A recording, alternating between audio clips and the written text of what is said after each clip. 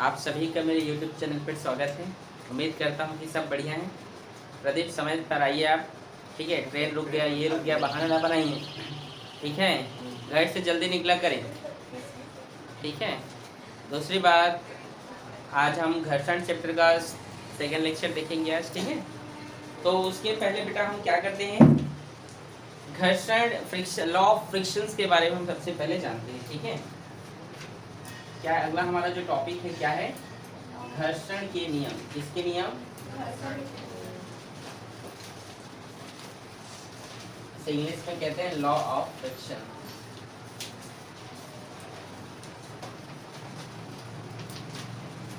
ठीक है, घर्षण के नियम। देखिए घर्षण के नियम, यहाँ पर हम स्थैतिक घर्षण और गतिक घर्षण दोनों का तुलनात्मक अध्ययन करेंगे। ठीक है, गतिक घर्षण, इन दोनों का हम क्या करेंगे, तुलनात्मक पढ़ेंगे। ठीक है, दोनों कंपेयर के साथ करेंगे। ठीक है, ओके। देखिए हमारा जो यहाँ पे घर्षण है, स्थैतिक घर्षण मैंने आपको बताया था क्या होता है, बताए थे ना। ठीक है, घर्षण के टाइप्स बताए थे ना, बताए थे कि नहीं? पढ़ाई करके आया कीजिए आप लोग भी अच्छे से। स्टैटिक फ्रिक्शन और काइनेटिक फ्रिक्शंस, इनके बारे में हम समझते हैं। ठीक है, तो देखिए जैसे यहाँ पे समझते हैं, ये एक वस्तु है, ये क्या है, वस्तु है। इसके बल की दिशा इस ओर है, तो इस पर जो घर्षण बल जो लगता है उसके विपरीत दिशा में लगता है। ठीक है, किधर लगता है, विपरीत दिशा में। समझिएगा बात को। ठीक है, किसी वस्तु पर बल लगाने से उस पर जो घर्षण बल लगेगा, ठीक है, फोर्स ऑफ फ्रिक्शन लगता है, उसके किधर लगता है, विपरीत दिशा की ओर लगता है। ठीक है, तो पहला यहाँ पर आप अंतर यही समझ सकते हैं कि उसमें जो है जो बल लगाने पर उसके विपरीत दिशा में क्या होता है, उसकी दिशा किधर होती है, विपरीत दिशा की ओर होती है। दोनों में वही होता है। ठीक है, आ रहा समझ में? यदि किसी वस्तु पर आप बल लगाते हैं तो उसमें किसी भी ऑब्जेक्ट पर आप क्या लगाते हैं, फोर्स अप्लाई करते हैं, तो उसका जो घर्षण बल होता है वो किधर होता है, उसकी जो दिशा होती है किधर होती है, विपरीत होती है। इसमें भी वही होता है। ठीक है, दूसरा हम यहाँ पर ये बोल सकते हैं कि ये जो वस्तु होते हैं, जो पिन होते हैं, ठीक है, जो भी ऑब्जेक्ट होता है, जो पिन होता है, वह उसके क्षेत्रफल पर, एरिया पर निर्भर नहीं करता है। ठीक है, यहाँ पे लिख दे रहा हूँ, क्षेत्रफल, एरिया पर क्या नहीं होता है, वह डिपेंड नहीं होते हैं, क्षेत्रफल पर निर्भर नहीं करता। इसको समझा रहा हूँ। देखो जैसे ये वस्तु है और ये वस्तु जितना भी क्षेत्रफल पर कैप्चर किया होगा, ठीक है, वह उस पर निर्भर नहीं करेगा।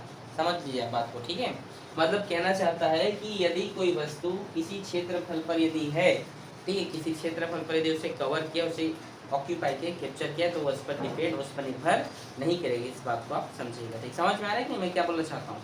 मतलब कोई वस्तु किसी यदि क्षेत्र पर यदि स्थित है, किसी एरिया पर यदि स्थित है, क्षेत्रफल पर है, किसी स्थान पर है, तो उसके क्षेत्रफल पर कोई भी प्रभाव या उस पर वो निर्भर नहीं करेगा। ठीक है, इस पर वो किसी प्रकार से निर्भर नहीं। ठीक है, समझ में आप लोगों को यहाँ तक कि नहीं? ये भी वही होता है, ये भी निर्भर नहीं करता। इसमें सिर्फ और सिर्फ एक ही अंतर है जो दोनों में क्या है, कॉमन है। ठीक है, अरे समझ में आप लोग को? ठीक है, देखिए तीसरी बात यदि हम यहाँ पे देखें, ठीक है, तो तीसरी बात हम ये देख सकते हैं कि ये इसकी प्रकृति पर निर्भर करता है। ये भी करता है, इसके बिहेवियर, इसके नेचर पर, मतलब जो वस्तु है उसकी प्रकृति पर निर्भर करता है कि वह किस प्रकार की प्रकृति पर है। ठीक है, उसके तल पर क्या करता है, वो निर्भर करता है, चिकना है, खुरदुरा है, ठीक है, इस पर वो क्या करता है, उसके नेचर, उसकी प्रकृति पर निर्भर करता है। नहीं समझ में आया? ये वाला समझ में आया कि यदि किसी वस्तु पर बल लगाते हैं तो उसकी जो दिशा होती है विपरीत होगी। दूसरा बात कि वह उसके क्षेत्रफल पर निर्भर नहीं करेगा, और वह वस्तु किस प्रकृति का है, किस नेचर का है, इस पर निर्भर करता है। ठीक है, अब वस्तु का नेचर, पदार्थ का नेचर कई प्रकार के हो सकते हैं, कई, तो वह उसके नेचर पर डिपेंड करेगा। ठीक है, देखिए आगे हम यहाँ पे जो इम्पोर्टेंट बात यहाँ पर ये है,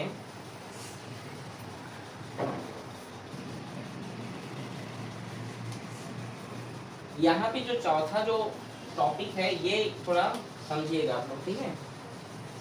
देखिएगा क्या है, ए फेस, अभी मैंने बताया ए फेस क्या है, क्या ए फेस घर्षण बल है उसका, ठीक है, या सीमांत घर्षण बल समझ सकते हैं। यह प्रोपोर्शनल टू होता है उसके रिएक्टेंट फोर्स का, उसके प्रतिक्रिया बल का, किसका, उसके प्रतिक्रिया बल का, समझे। इस प्रतिक्रिया बल को मैं हटाऊंगा तो एक नियतांक लगेगा जिसे मैं क्या बोलूंगा, म्यू एस, क्या बोलूंगा, म्यू एस इनटू ये आर। म्यू एस क्या है यहाँ पर, तो आप लिख सकते हैं, ठीक है, ब्रैकेट करके, म्यू एस स्थैतिक घर्षण गुणांक है, ठीक है, क्या है म्यू एस, स्थैतिक घर्षण गुणांक है, ठीक, समझे कि नहीं। अब यहाँ पर मैं म्यू एस का वैल्यू फाइंड करना चाहूँ तो आर इधर इनटू में इधर जाएगा तो डिवाइड में होगा, होगा कि नहीं, समझे कि नहीं, नहीं समझे, समझ आया मोनिका। और जो रिएक्टेंट फोर्स होता है mu S equal to F S, ये प्रतिक्रिया बल उसके भार के बराबर होता है, आप जानते हैं, तो ये भी एक सूत्र है इसका, समझे कि नहीं, और ये भी इसका एक सूत्र है, ये दो सूत्र। जैसे ये वस्तु है, ठीक है, इस वस्तु का भार mg, तो इस पर विपरीत बल जो लगता है वो r होता है, आप जानते हैं, वो एक दूसरे के बराबर होते हैं, जानते हो ना, तो r की जगह आप mg भी लिख सकते हैं, ठीक है, समझे कि नहीं, आया समझ में इधर। दूसरा बात यहाँ पे गतिक घर्षण में देखिए, काइनेटिक फ्रिक्शन F के प्रोपोर्शनल टू r, ठीक है। देखो मान लो जैसे कार खड़ी है तो स्थैतिक घर्षण है, और अगर तो देखो अगर वो कार खड़ी है तो कार और जमीन के बीच, सड़क के बीच जो बल लगेगा स्थैतिक घर्षण। अगर कार चल रही है तो गतिक घर्षण, समझ में आ रहा है, समझे कि नहीं।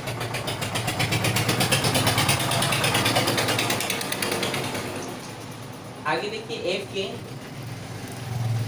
और इस प्रोपोर्शनल टू के साइन को हटाएंगे तो एक कांस्टेंट लगेगा म्यू के आर, जहां पर म्यू के क्या है जी, जहां पर गतिक घर्षण गुणांक है, क्या है, गतिक घर्षण, समझे कि नहीं, ठीक है, आ रहा है समझ में। यहाँ पर मैं अगर म्यू के का वैल्यू फाइंड करना चाहूँ, सेम वही है, देख लीजिए आप, एफ के, ठीक है, और आर इधर इंटू में इधर गया तो डिवाइड में, फिर म्यू के इक्वल्स टू एफ के, ये एक फॉर्मूला हमारे पास निकल कर आ गया, या दूसरा फॉर्मूला आर बराबर क्या होगा, एम जी, तो यहाँ पर आप क्या लिख सकते हैं, दूसरा फॉर्मूला है, समझे कि नहीं। ये है आपका गतिक घर्षण और स्थैतिक घर्षण में छोटा सा उसके नियम के लिए छोटा सा कैलकुलेशन, ठीक है, ओके, नोट करो।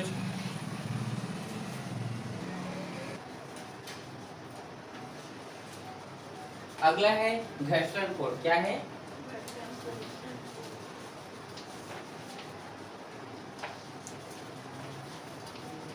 इसको एंगल ऑफ फ्रिक्शन कहते हैं, क्या कहते हैं इंग्लिश में, angle of friction, angle of friction, ठीक है। देखिए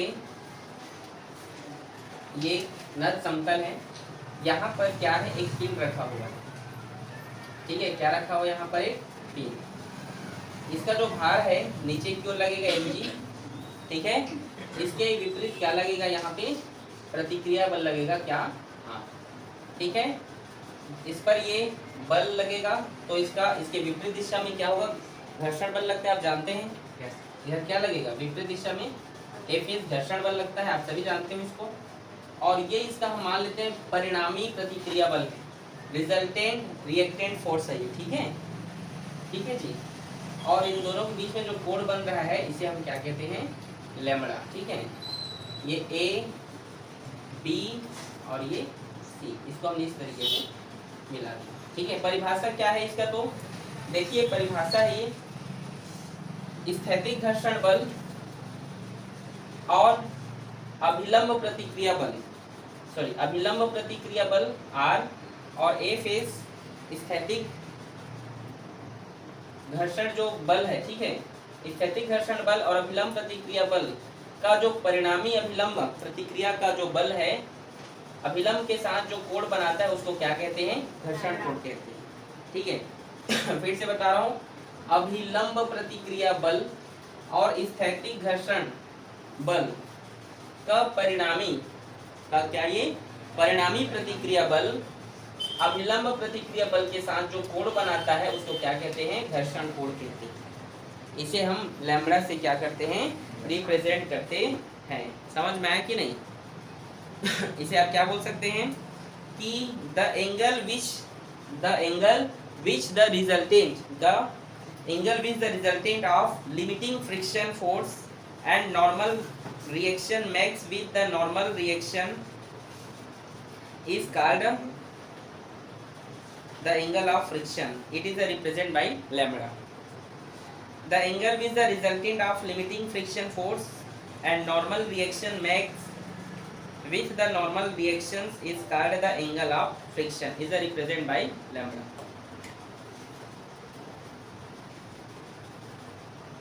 ठीक है, फिर से बोल रहा हूँ, ये सीमांत घर्षण बल ऐसे भी बोल सकते हैं परिभाषा। सीमांत घर्षण बल अभिलंब प्रतिक्रिया बल का जो परिणामी प्रतिक्रिया बल है ये, ठीक है, इसके साथ ये क्या करता है? अभिलंब प्रतिक्रिया के साथ जो परिणामी है क्या करता है? थीटा कोण बनाता है, सॉरी लैम्ब्डा कोण बनाता है। ठीक, के साथ जो कोण बनाता है उसको क्या कहते हैं? सीमांत घर्षण बल और अभिलंब प्रतिक्रिया का परिणामी, ठीक है, अभिलंब प्रतिक्रिया के साथ जो कोण बनाता है उसे ही हम घर्षण कोण कहते हैं। ठीक है, समझे कि नहीं? आया जी? यहाँ पे हम देख लेते हैं, एक समकोण त्रिभुज हमें मिला है। क्या मिला है? समकोण त्रिभुज। क्या है? A B C. समकोण त्रिभुज क्या है यहाँ पर? ए बी सी।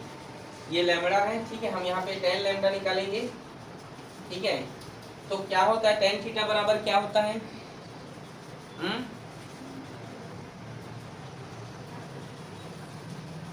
क्या होता है बोलो? याद नहीं है? हाँ,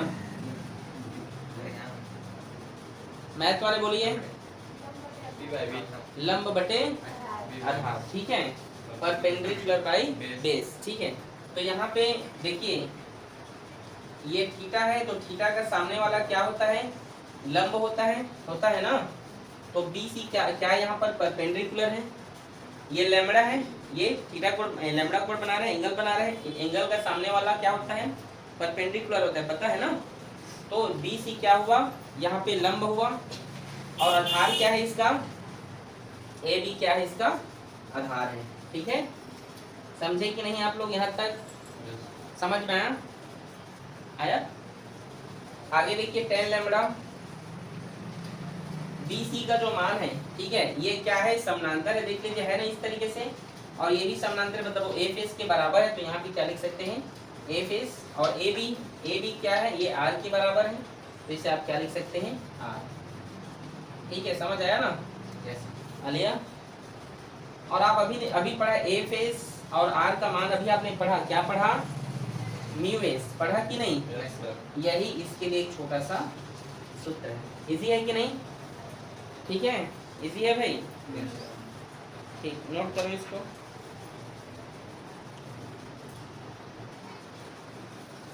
अगला है हमारा टॉपिक है बेटा विराम कोण।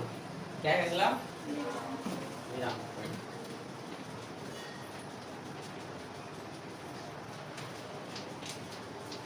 इसे क्या कहते हैं इंग्लिश में? एंगल ऑफ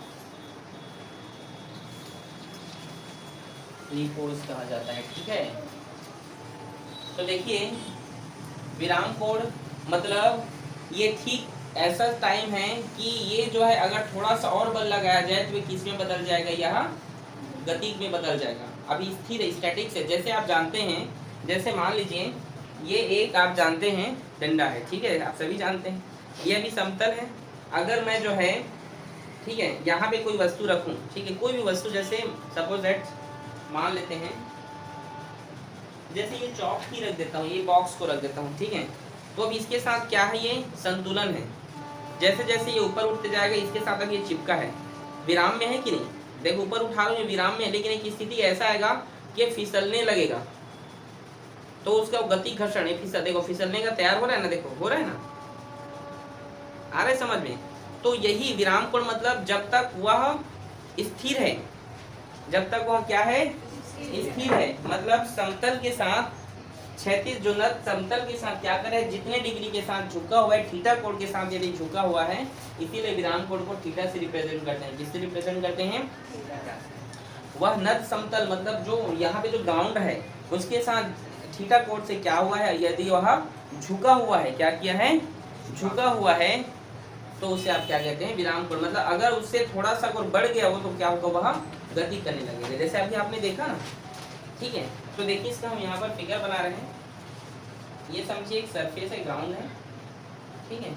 इसी के आधार पर बच्चों का फिसलन पट्टी बनाया जाता है। देखिए आप लोग या बचपन में खेले होंगे, फिसल पट्टी बोलते हैं ना उसको, क्या बोलते हैं उसको, देखे हो कि नहीं?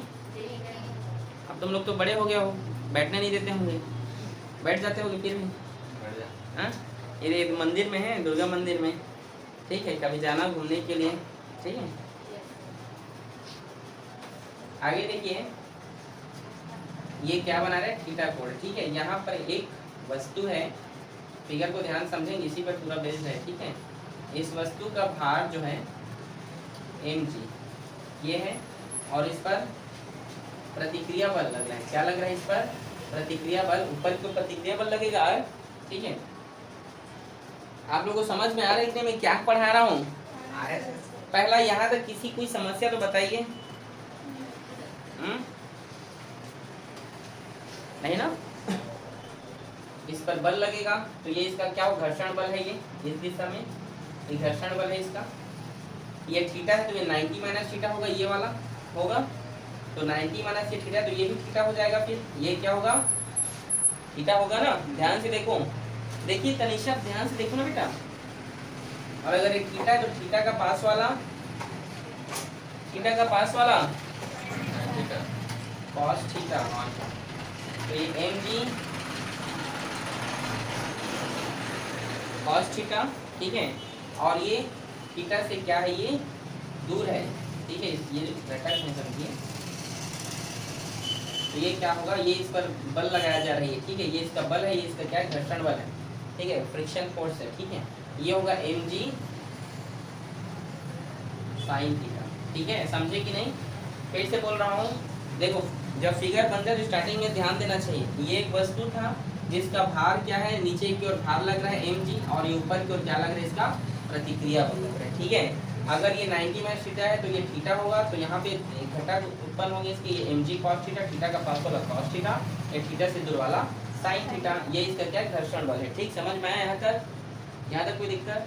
आप देखिए mg sin theta f s के संतुलन में है, और ये r mg cos थीटा के संतुलन में है। समझे कि नहीं? नहीं समझे? ये mg sin थीटा बराबर है f s के संतुलन में है, देखो है ना। और ये r के संतुलन में सीधा में देखो कौन है, mg, बोलो, cos थीटा। तो देखिए पहला mg sin थीटा देखते हैं, mg sin थीटा इसके संतुलन में है f s के, इक्वेशन नंबर फर्स्ट। और दूसरा भी आपने बोला mg cos थीटा, इसके संतुलन में है r के, इक्वेशन नंबर। इक्वेशन 1 को आप क्या करें, 2 से भाग कर दें। आपको हिंदी में लिखना है अच्छे से, इक्वेशन 1 डिवाइडेड बाई इक्वेशन, ठीक है। तो क्या होगा, mg कैंसिल हो जाएगा। एक बार लिखो कि क्या काट दूं, तो कट जाएगा, तो क्या होगा, साइन थीटा बचेगा, और नीचे में क्या बचेगा, और यहाँ पे एफ एस बटे आर। समझे कि नहीं? यहाँ भाग करेंगे तो mg कैंसिल हो जाएगा, साइन और कॉस बचेगा, साइन थीटा बटे कॉस थीटा क्या होता है, टेन थीटा, और एफ एस बटे आर क्या होता है, म्यू एस। आपने इसके पहले जो फॉर्मूला देखा था सेम यही निकल कर आया था, और ये भी फॉर्मूला क्या है, यहाँ पे हम रिलेशन देखते हैं, relation between angle of repose, विराम कोण और घर्षण कोण में हम क्या देखते हैं, छोटा सा संबंध देखते हैं, ठीक है।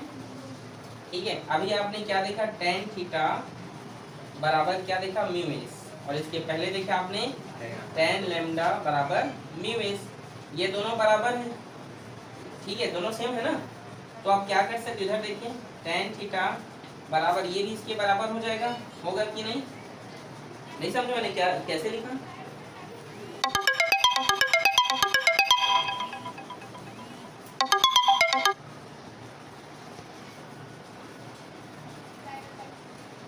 टेन थीटा बराबर म्यू एस और tan लैम्डा बराबर भी क्या है म्यू एस, मतलब दोनों का वैल्यू म्यू एस है, मतलब ये दोनों भी एक दूसरे के क्या होंगे बराबर होंगे। अगर मैं यहाँ पर म्यू एस दोनों का मान निकाल के ऐसे लिखूँ तो बराबर दोनों का वैल्यू लिखूंगा कि नहीं, यहाँ पे ये tan कैंसिल हो जाएगा होगा, तो थीटा बराबर क्या हुआ लैम्डा, मतलब आप बोल सकते हैं कि विराम कोण घर्षण कोण के क्या होता है बराबर होता है। समझे कि नहीं? यहीं पे थोड़ा सा और देख लेते हैं फिर एंडिंग है। घर्षण से हानियां, देखिए हर एक चीज का फ्रिक्शन का एडवांटेज है तो डिसएडवांटेज भी होगा, ठीक है। हानि क्या है घर्षण का, हानि इसका कम है। जैसे आप देखें हानि क्या होता है, जैसे साइकिल भी चलाते हो तो साइकिल के जो चैन होते हैं फ्रिक्शन के कारण टूट जाते हैं या अच्छे से चलते नहीं है, तो उसमें आप लोग ऑयल डालते हो, ठीक है। घर्षण के कारण क्या होता है, कई मशीनें जो है टूट जाते हैं, होता है ना। और बोलोगे तो घर्षण के कारण आपके चप्पल वो हो जाते हैं, होते हैं ना, क्या हो जाते हैं, गिर जाते हैं पूरा, ठीक है। बहुत सारे हानियां हैं देखोगे, लेकिन उससे भी ज्यादा क्या है इसके लाभ है। लाभ क्या क्या है अगर हम बात करें तो लाभ जो है घर्षण के कारण हम चल पाते हैं, घर्षण के कारण मैं यहाँ पे लिख पा रहा हूँ, घर्षण के कारण जो है हम खाना खा पाते हैं, बहुत सारी चीजें, हम बहुत सारी चीजें घर्षण के कारण ही होता है। घर्षण को हम खत्म नहीं कर सकते हैं ना, ये अच्छी चीजें हैं ये, लेकिन घर्षण को कम किया जा सकता है। कम करने के उपाय क्या है इसके, कम करने के उपाय क्या है बेटा, आप जानते हैं घर्षण को कम करने के उपाय ये होते हैं कि हम उसमें क्या करते हैं, ग्रीस लगाते हैं। देख आपने वो देखा है, दरवाजा खोलते हैं जिसको क्या बोलते हैं, चाइना गेट बोलते हैं ना, चैनल गेट, ऐसे खींचते हैं उसको, कौन सा गेट बोलते हैं उसको, चैनल गेट ही आई थिंक बोलते हैं, नहीं समझे? अरे स्कूलों में रहता है ऐसे खींचते रहते हैं उसको, तो वो क्या होता है अच्छे से खिंचाता नहीं है। शटर देखना अच्छे से नीचे, तो उसमें ग्रीस लगाते रहते हैं, तो ये ऑयल लगाते हैं, आपके साइकिल के चेन में ऑयल लगाते हैं, ये फ्रिक्शन को घर्षण को कम करने के उपाय हैं बेटा जी। समझ में आया कि नहीं आप लोग को? उसको स्नेहक बोला जाता है, क्या कर बोला जाता है उसको, स्नेहक, ठीक है, ठीक है, समझे? ये उसे कम करने के उपाय, इसे बढ़ाने के भी उपाय होते हैं, ठीक है। गड्ढे कर दो, रेत डाल दो, चिकनी जगह पे क्या कर दो, रेत डाल दो, मिट्टी डाल दो। घर्षण बढ़ाने के उपाय, बड़े बड़े गड्ढे कर दो, ढांचे कर दो, ये घर्षण बढ़ाने के उपाय हैं। कम करने के क्या तरीके हैं, कम करने के लिए आप ऑयल डालिए, उसमें ग्रीस लगाइए, बहुत सारी चीजें हैं, ठीक है। आपका फ्रिक्शन चैप्टर खत्म होता है, छोटा सा था ना। अगला हमारा होगा वृत्तीय, बहुत इंपॉर्टेंट है। इसमें हमने कार की गति पढ़ेंगे, बंकित सड़क आपने सुना होगा, बैंक रोड, उसके बारे में पढ़ेंगे, तो आपके लेक्चर कंप्लीट होता है, ठीक है। नोट करो इसको।